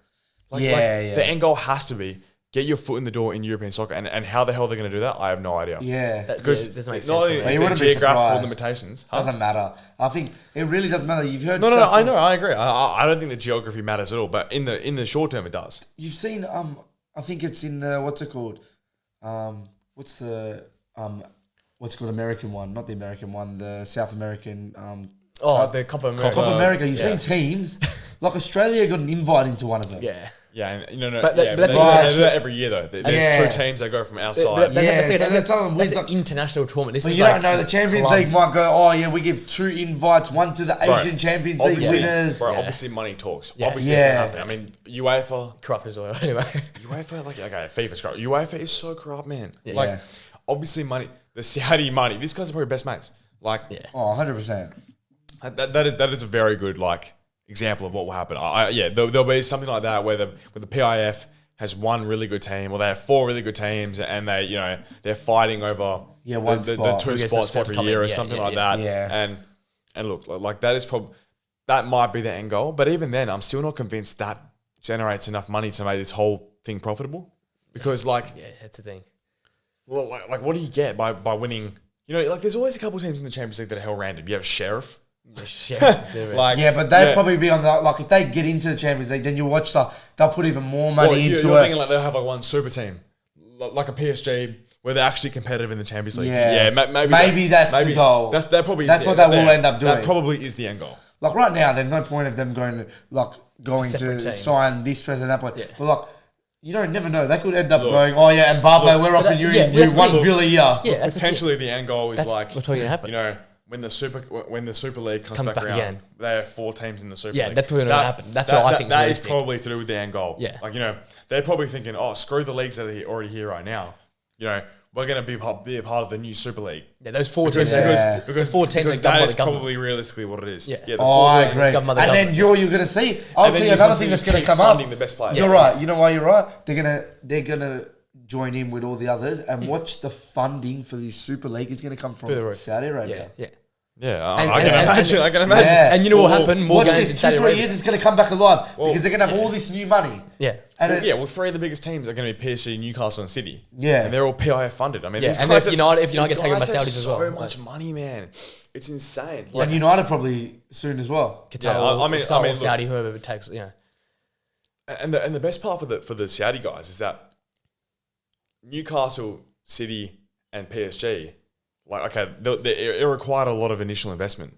But they're probably almost self-sustainable at the moment because these guys would make like Ligue 1 would probably pay PSG so much money. Well, why do you think they're buying so many teams? Because what happens is, as you said, they're going to fund the Super League. Then you've said they've got 4 teams. I think it is those 4 teams. Plus they've got 3 teams already in Europe. That's already 7 teams. You take away City, PSG, then you get people like Fiorentino Perez who's already on board with that type of stuff. Because the league doesn't make any money. Then you'll get them on board. The only teams you're going to the only ones you're going to really Italian start teams. Is the Italian teams and then the couple of the Prem. But that's only because of the fans. In the end, they're really going to have no choice because it'll probably be 50%. You're either going there. Well, Prem fans want Saudi owners for the money. But then they don't want this whole set. So it's going to clash. It's going to clash. There's going to be a point in time, you're right, where it's going to be a flick and you either go one way or the other. Yeah. But that's probably the most achievable. You make another Super League and that's Saudi. Well, I think that's what's going to happen. Why do you think they're buying teams in that league? Champions League's trying to revamp their comp. They expand like a ladder format. It's weird though starting in 2025. It's like something but it's its own 10 teams in each group. But it's a league now. Yeah. It's not just Champions League group stage. It's a league. Literally a league. The Champions League. That's what I'm saying. So look, I don't know. I think the blueprint's already Do you not think that is really already the Super League kind of? In a way, it's just another example of it. But it's the more inclusive. Yeah, it's more inclusive. You know something I never understood though with this Super League is I heard that they want to do this massive Super League, but you're still gonna kind of play in your own league. Doesn't make any sense. It used to take over the Champions League. Yeah, so it's just going to take over the Champions League, but you still have the Premier League. It's a midweek league. It's what it is. Midweek league. But because if you took United, Arsenal, City out of the Premier League, you made an uproar happen as well. Imagine just the league itself. The Premier League wouldn't allow it to happen. It wouldn't happen. Like you wouldn't get the funding for the Premier League. Sometimes it doesn't matter what they allow and don't allow. The money will be way more. The game would not work anymore. Fundamentally, as much as there is viewers in Asia. And Saudi Arabia and all that stuff. The biggest viewership comes from Europe and the US and Western countries, right? So fans don't matter that much, but if you put 100 million fans together, fans talk. Who literally boycott the game. Because I think at that level, you almost could do that. Oh, 100%. You said United start boycotting. They would lose so much money that you saw with the Super League, it died in 2 days. Yeah, it came and gone before you even had a chance to read about it. They were chanting at the front of stadiums within 30 minutes. Yeah. Fundamentally everything would break down. It will just collapse. And then you've got a situation where there's no fan cake and the game's based, the whole English game or European game is based around fans. Yeah. Maybe not Asia, maybe not US, but the European game is based around fans. It wouldn't work. But no, it's an interesting little hypothetical if it all works out. Definitely interesting. I guess we'll finish off finally, with another Saudi-related thing. Newcastle will sign Tonali for 60 million. Yeah. Linked also with Sadio Mane, who's also another Bayern players on the out. How did Newcastle sort of line up next year? Because that if you got Tonali, you got Gameres in the midfield, they got Joe Linton who's revolutionised himself in midfield. Yeah. That's a team ready for cup competitions, European. Well, I think that's the signings they have to make though, because as we know, they've got to start to have a little bit more of that depth. Yeah, that depth because they're now playing Champions League. Yep. They probably now also want to go next year if they're not going to win the Prem, because even though they're going to make all these signings, to go beat City really, and even looking at what Arsenal's doing is going to be nearly impossible. Yep. So I think their goal is maybe going to be more like, okay, let's cement again top 4. Yep. Let's maybe make a quarters of a Champions League if it's possible. We'll keep going, just go on the audio. But yeah, like I think maybe even a Carabao FA Cup to come along with like a quarters of a Champions League, maybe FA Cup, a top 4 again in the Premier League, but you need that because they're going to now want it to like they need kick on. Yes, but I don't think the Premier League is sustainable to kick on at this current moment. That's got to maintain in the Premier League. I think. So you think they could? I think if you sign Mane and Tonali and like they go out and pick a few more guys out here and there. Few pieces of the team's looking good, man. Yeah, but you still look at some of the players like, okay, their defense was really good because of how they played, but some of their players in the defense, like Dan Burn as a left back, I know he had a good year. Yeah, but I don't think Dan. Like, you swap Dan Burn for they go and get Cancelo. Yeah, true. And that's a good Cancelo. Like, what? Suddenly it's Pope, who I don't actually think is the best keeper, but like Pope, one of the best English keepers you've got. Trippier, Sven Botman, Fabian Schär. Cancelo. Yeah, and then you go in the midfield. Sven Botman's a very good midfield. Sven Botman's like a team of the season centre back. Like yeah. Then you have Gamara. Here's another one that's come from the League One. Going back to the other topic. Yeah. No, look. Actually, no, you're right. I just had to add that. Yeah, you're right. Tonali, Gamara, and then Joel Linton in there. Joel Linton playing there. Or I mean, I don't think Willock's a good long-term option either, but they have. But he's there. Like they're still like. They came 4th, and they're still a couple of positions away from. Yeah, and then up top, if they had Sadio Mane, they got obviously Isaac and Wilson. Wilson's one of the best finishers going around. Yeah. Maybe you don't know, they could sign another winger or something. Like these guys came 4th, and we're talking like their team's good. Oh no, I'm not. But it doesn't have the star power that the other good teams have. No, but that's what I'm saying. I think. How are they going to go challenge City? You need more than but what we're saying is they're but filling in areas where like when they can then fill which improves them so much. They just got to be better than the Chelseas and the Uniteds really, because at the moment I think it's if more of a long term. If they get Mane, I think they will be better than United definitely. Chelsea, if Poch can get it together before like December, I think that's the thing with Chelsea. It depends how good they are by December. Yeah. If they're not quite there yet. I don't know. I can you keep them out of the top 4. I'm curious still to see how United do. Because I think top 7 or top 6. I think Spurs would be a bit way off. I think the big 6, Newcastle swapping with Spurs is going to be very competitive next. It's a flip of a coin. I still don't think that. So you think they'll be competitive with City and you as well? I can City. I'm very scared of City, Arsenal, 100%. And Newcastle. I don't think Liverpool are very. Scary. But it's don't get me wrong, they probably might make top 4, but they're not a team that's going to go get 95 points. Well, if they're going to make top 4, then who's not going to make top 4? No, but I think there's going to be another one. It'll be like, I think there'll be a very close battle between United, Newcastle, Chelsea, and Liverpool for 3rd and 4th. I think you guys are going to finish 2nd again, and United. I honestly think City could drop off this year. I honestly think. I reckon those 3 are going to make it. Newcastle, Arsenal, and City are all there. And I reckon Liverpool sneak in. I think Chelsea are going to be really good this year. Yeah. Because I think their team is just too good not to be. Especially now they're fixing up the the squad. They're behind the backroom stuff. I know they're getting rid of players, but they got the same sort of players still as they did last year. And their same sort of players are good. But they're still quality, yeah. Like what? Their team is good. Okay, but you guys going and bagging like an Anthony. Is Mudryk any different? Yeah, but Mudryk isn't who I'm talking about. I'm talking about, I'm going to go through the keeper that he's sorting out. Kepa wasn't even that bad, though. Yeah. They got Reece James. Yeah. They got Thiago Silva. Yeah. They got, Fofana, and they got, who else they got there? Who's the centre-back? They got centre-back. They got Chalobah's not great. Yeah. They're selling, they obviously sold Koulibaly. They got Chilwell left-back. Like DM. You got depth. You got Gallagher's like a rotational player. You got Kante, so... They got, what's his name? Argentina. Enzo sits deep. Yeah, there you go. Enzo. They got like a lot of talent around the team. I mean, they're obviously selling Mason Mount. They sold Havertz. Yeah, you don't know who they're going to come from. But they still got are they keeping João Felix? Are they buying? João Felix, don't think he's coming back yet. But there's spots that Philly. They don't need a striker still though. I don't know who they're going to sign. Are they going to Lukaku back? Are they going to play Lukaku? Yeah, but is he coming back? I don't know. He's a 100 mil striker, just like sitting on loan. Around, so look, the bloke hasn't been good since he left United. Chelsea, and even then he wasn't that great. they've got Cucurella left back. Like, you know, Chelsea have money and they're spending it. And look, they might not have had the best recruitment straight away, but I think like you touch that up pretty quick. You fix it up pretty quick. And you got Poch as well, who's I don't think they're Europe. He's a European. So you think they could do like they've done so many times with like Conte and Mourinho, where they finish 10th on the ladder and then they come in and win the Premier League? I think they win the league, but I think they can be around there. You'd be surprised how close they are around there. But do you classify United being around there last year? No, I just don't think. I don't think City get as many points they did. You think United were around? You classify that as being around? I don't. I don't know if. I don't know if. Around the title or around like just around the top of the like top challenging Man City. Not challenging. I reckon. I don't think Chelsea will challenge. No. I think around now means are you in the top 4? That's what around means now. Are you around it? I think around means are you around winning the Premier League? No, Arsenal are around. I think the league next year is a lot more competitive across the board.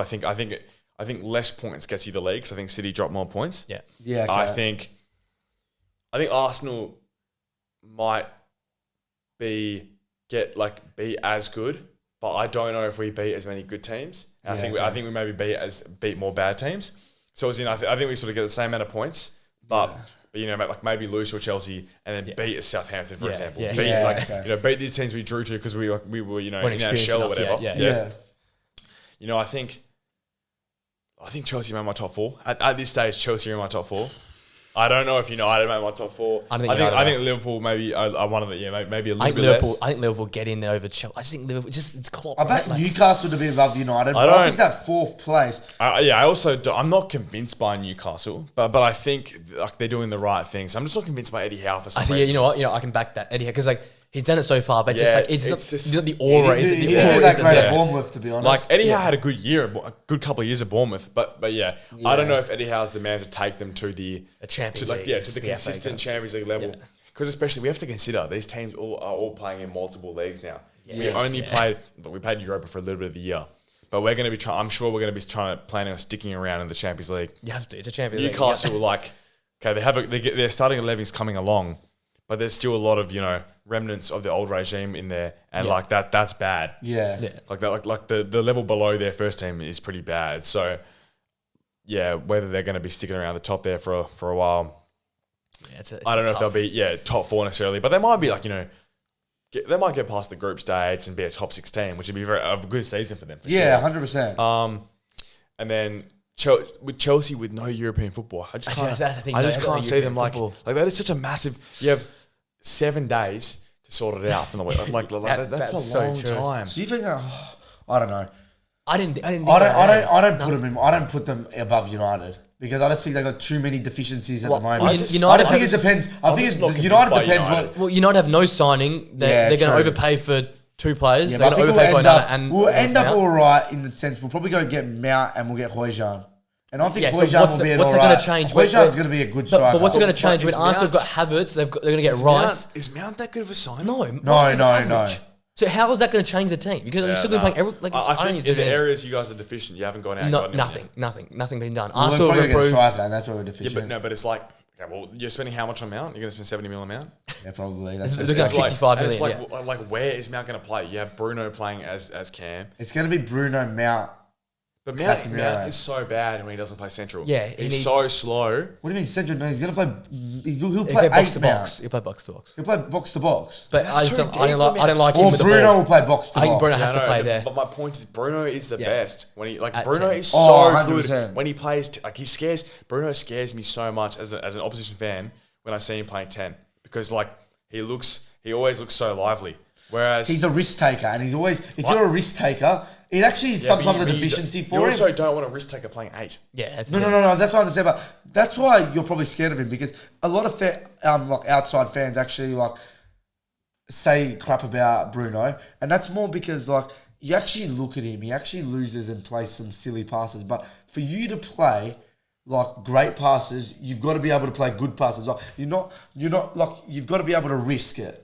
He might do 10 passes and 7 of them might not be great. Yeah, well, but those 3, De Bruyne does the same thing. So he's able to because he has. He has more of a he's able because he plays in such a good team, solid team who retain the ball so well. So Mason Mount won't do that next to him. You need a Rodri or you need a Gundogan next to him, not a Mason Mount. That's what I'm saying. United going backwards. That's why I never understood the Mason Mount signing. I think United going backwards if they don't make any serious. It's really different to really a Havertz, really, in sense of like. Havertz is going to work in that system. Havertz is coming into a team where set. But that's what I'm saying. And his role is more. There's no way we're bringing in Mason Mount to be a squad rotation player now that we're playing Champions League. Well, Mason Mount doesn't want to be He's left to be a starter. That's what I'm saying. He's going to United. I think he's definitely going to be playing 8. That's the only way I see it. How weird is Mason Mount going to look in red? It's going to look so foreign. Can do that little piano thing. He's going to play in the midfield with Bruno and Casemiro. I think it's 100%. Yeah, but that's not. I agree with that. How's it going to work? How the hell's it going to work? I don't know. That just makes no sense. Who gets left out then? No Eriksen. No Fred. Fred's off to Fulham, it looks like.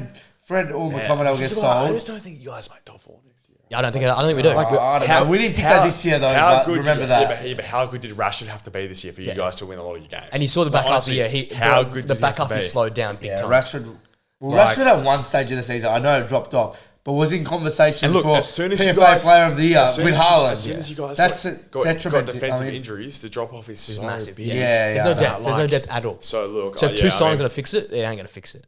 That's just reality. I'm just not necessarily convinced. Yeah, fair enough. All right. Newcastle improved. Chelsea will. I just don't rate Chelsea. Chelsea. I think Liverpool might, because Liverpool always have maybe an off season and they've got still quality players. I don't know why people don't rate. I think Chelsea's team on paper is good, man. Well, you look at a lot of their players though. Even the likes of Enzo. Enzo's come from a league where Enzo's a great player. Don't get me wrong, but Enzo was the best player in their team after he joined. When he played. After he joined, he was the best player in their team. Outside of Thiago Silva. I think he made a lot of mistakes. Everything that could have gone wrong with Chelsea, I feel like went wrong. You know, Reece James was injured nearly the entire year. He's every time Reece James played, they played incredibly well. Champions League games of Reece James was playing. Chilwell couldn't really string it together. He wasn't playing his best footy when he was playing. It just, to me, nothing was they were rotating their keepers every second week. There was so much instability within the club. And they couldn't score goals as well, to be honest. Huh? Just couldn't score goals, to be honest. And their biggest problem was that they couldn't score. But that's what I'm saying. If they don't get a striker... But they cleared out space to get a striker. Does Lukaku solve their problem? Maybe he does, because Poch just played with Kane. He's played with those backs. Kane's a lot different. He drops in. But even if they sell him, are they do they go out and get someone? Probably. Yeah, probably. They've spent up 150 Who's strikers million on the market at the moment? I wouldn't be surprised if they went and got Kane. Who's strikers on the market? Imagine they went and got Kane. Ramos could work. Ramos, maybe. There's literally Ramos and Højbjerg at the moment. Because Osimhen's not going to leave. Todd Bowley is the type of guy to go out and get Victor Osimhen. And pay 200 million for him. Because United go, okay, we're not spending 110, I think they want. Well, I think United are going to signing big name players. So... Osimhen was so... Where did this guy even come from, Todd Bowley? He's a consortium. He's part of a consortium. American businessman. Yeah. He makes the money most. The whole league's now American or Saudi. By the way, so Stan Kroenke, he's the owner of Denver, who just won the NBA. He's the owner of the LA Rams, who won it 2 years ago. Yeah, won a couple years ago, and now he's going to win it with Arsenal. So he got a three-peat. Honestly, though, he's the optimism. I love the optimism. Stan Kroenke Sports Entertainment has done so well, man. Making money. They are doing, bro. They just won the NBA with Denver. Yeah, it's a small market team doing big market moves. Hey, the optimism. It's at an all-time high. The optimism. Yeah. It's almost this time of the year though. You gotta be optimistic. Don't get me wrong. That's why I've got to say, United are going to make top 4. Do I really believe it? No, but I did have the optimism. Oh, what, you don't actually believe it? You don't really believe it? No. Really? No chance. You guys just finished 3rd. Yeah, but the point is, maybe if we solve if this I was ownership, in your shoes, I would definitely think I'm making top 4. Yeah, but if we don't solve this ownership problem, we might actually make 0 signing, because even they said that Mount isn't getting signed until the change of ownership. So is that even going to happen? How long you got? It's the 23rd. That's what I'm saying. So if we don't make this ownership, I think more the point is, isn't about the ownership. It's every other team's gotten better. We haven't done anything. When's the window close? Is it before the first game? 10th of August. 10th of August. 1st of August, 10th of August. Is it 10th, is it? Yeah. You might have got pushed But that's what I'm saying. If we don't solve this issue quick, we could end up with 0 signings. Nah, you sign something. If you end up with 0 signings, then you're definitely out of the top 4. That's 7. You know what I'm saying? That's Tottenham level. I don't have options. I don't know who Spurs are going to sign. The Glazers need to go, leave England, keep running, and never turn their head, because those fans there. He officially joined. Officially joined. So yeah. Sorry, he had a 2-year loan spell. Was it 2 years? Yeah, we were talking about this last time. You were so surprised that Pochettino. Was it 2 though? Not Pochettino. What's his name? And Jadon. No, it was 2 years. That was his second year. clause. He evoked it. Wait, did he? No, you were saying this last time that you were so surprised. We were being 10 days and hasn't advised. That was me. He hadn't done anything after 10 days, but he did sign this week. He signed this week. Yeah. How much was it? It wasn't. It was very small. It was like 30. It was a clause in his loan deal. So that's 30 million. I think the reason they didn't sign it. Did you see he signed for $5 million less than the clause? Oh, so maybe the time they had to force. Yeah, I think the clause was 40 and he signed 35. Well, the clause was 35. Saying that he was never going to go to Juve anyway. Juve have got depth now in the front. Yeah, Juve, that's nuts. He was quality at Juve as well. I remember that. I think he was there 18. Was he there 18 months? Yeah, probably. I think he joined January. Yeah, but it was over 2 seasons. If you remember, like he was had another Serie A club before. It's just Juve, another one. That's what I'm saying. That you still got the top teams in. I know. Where was he at before? Was that like Napoli or something? Nah, it was a lower. It was a lower team. It was a small club. Not Udinese. It was a lower team. I just forgot. Was it Udinese? No, not Udinese. Maybe it was Udinese. Nah. I can see the colour.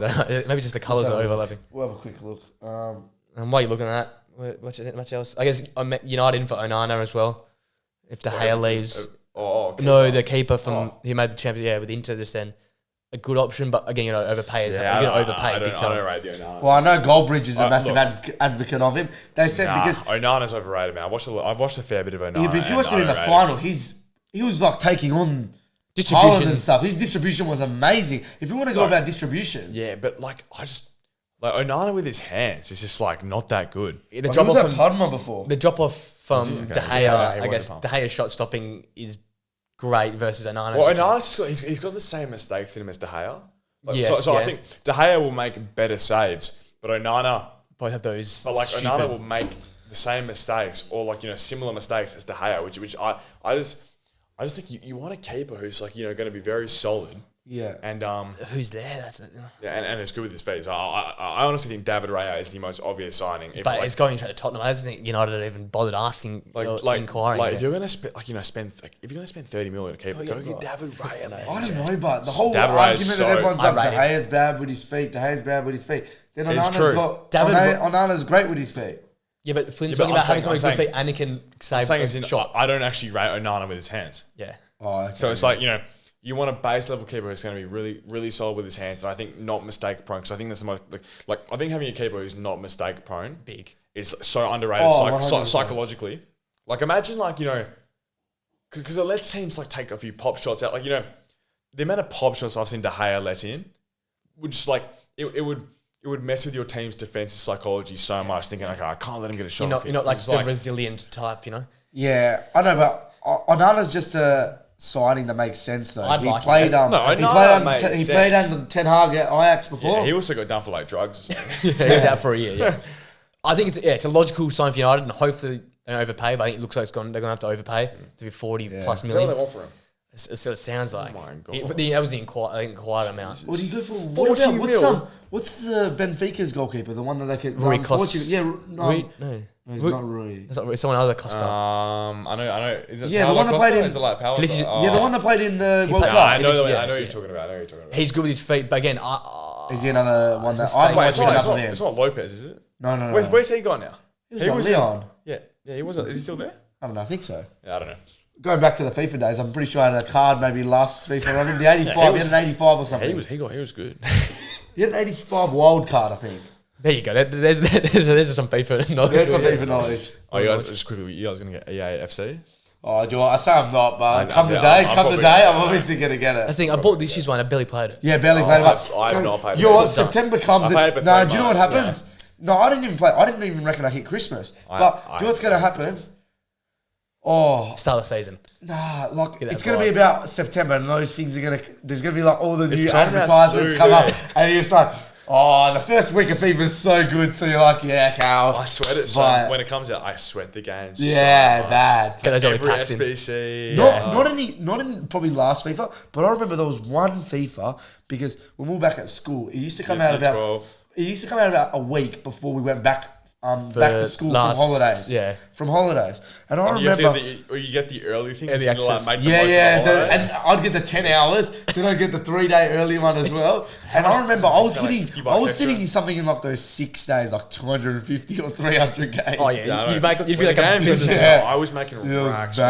You feel like you're on the crypto market, mate. You're just making moves, I remember at the end, I didn't do this probably the last FIFA, maybe the FIFA before, I can't remember. But look, I had the web app up on one and quickly changing it over. Oh yeah, I remember as well. Like the 10-hour free trial. Yeah. I wouldn't do any of my transfers or anything on the because the market's too low. No, not because the market's too low. Because it wasted 10 hours. So I'd go into the web app. I'd go into the web app. Save your time. No, you shouldn't sell players during early release. Yeah, that way. No. The market goes. Yeah, I know. You buy. And then you trade. The trading, Like I said, 22. Wait, not this one, the last one. Yeah, 22. 20. I played. So I got like a 1-9, like 5 end of. I had like 99 players everywhere. It was crazy. Yeah, it's pretty easy at the end of FIFA to do that. Oh, I actually enjoyed that FIFA. The market is so cooked now. Anyway, bring back FIFA 15. Yeah, and simple times. Barbo. Javinho. The front three with That was scary. Javinho, Barbo. Who was the other one? That was just scary. Dumbia up front. Dumbia up front. Barbo right wing, and then Javinho left wing. Just one other thing. Did you guys see that Real Madrid's under-17s versus India's under-17s? And India's under-17s like brought it to them big time. Really? That's some ball knowledge from you. That is some serious ball knowledge. No, I was nuts. I was scrolling through Instagram, and then I was like, I'm having a look at this game after. I was like, so what was the score? And 3-3. Right. And I'm telling you right now, India's under-17 had some quality bowlers. India probably due to come good with a 1.4 billion population. Yeah, you'd hope so. You hope they have some like but star some wonder quality kid. Bowlers. Like, right now, they're like a terrible Asian team. Like, they're not even India? India. What's that guy's name? Chetri something. Anyway. I don't know. All I know is when I went on FIFA, there was about 5 or 6 players because I still on FIFA and versus some of the boys that weren't that great. I go, I'm going India. It was always I'm going India. Star team. When you're that person, your misses or something. Yeah, you go, I'm going India. And I remember there was about 6 of the players. 6 of the players on the team were named Singh. I just remember this. Casual racism for your Monday. I don't know. All right, it's probably true though. Yeah. That's about it. I think we got for this week. Thanks for coming on, boys. All good. Another good episode. A few more debates there. The Messi debate really sparked up to that. Yeah, enjoy trying to find some clips in that. Yeah, 100%. Try and blur out my spoilers. Yeah. we'll keep honest. Thanks for coming on, guys, and we'll see you next week. Thank you. Perfect.